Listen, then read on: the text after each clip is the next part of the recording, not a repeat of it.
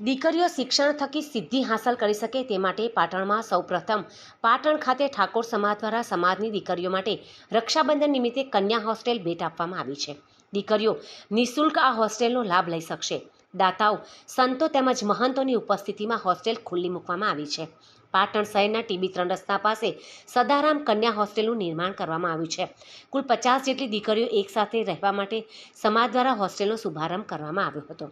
સદારામ સેવા સમિતિ ગુજરાત દ્વારા સંચાલિત ઠાકોર સમાજ કન્યા હોસ્ટેલ પાટણનું સદારામ ચોક પાટીદાર સમાજ તેમજ હોસ્ટેલની બાજુમાં શુક્રવારે સંતો, મહંતો અને દાતાઓના હસ્તે કન્યા હોસ્ટેલ ખુલ્લી મૂકવામાં આવી હતી।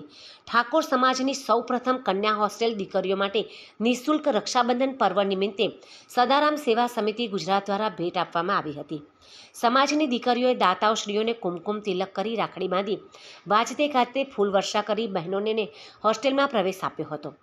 વિનયસિંહજી ઝાલાએ જણાવ્યું હતું કે દીકરીઓ વાંચન લેખન કરી સમાજનું અને પરિવારનું ગૌરવ વધારે તે માટે સમાજ હર હંમેશ ખડે પગે ઊભા રહેવા અને વાંચન લેખન કરી શકે તે માટે સુવિધા પૂરી પાડવામાં આવી રહી છે, જેથી દીકરીઓ ઉચ્ચ શિક્ષણ મેળવી ઉચ્ચ નોકરી મેળવે તેવા આશીર્વાદ પાઠવ્યા હતા।